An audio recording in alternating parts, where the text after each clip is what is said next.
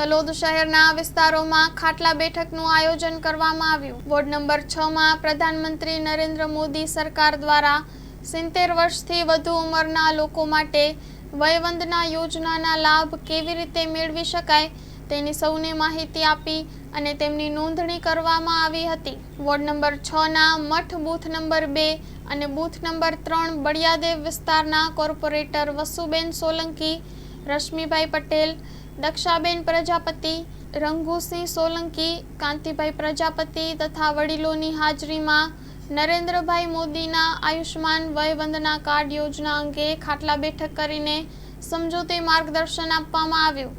Story report by Dilip Parmar, Talod.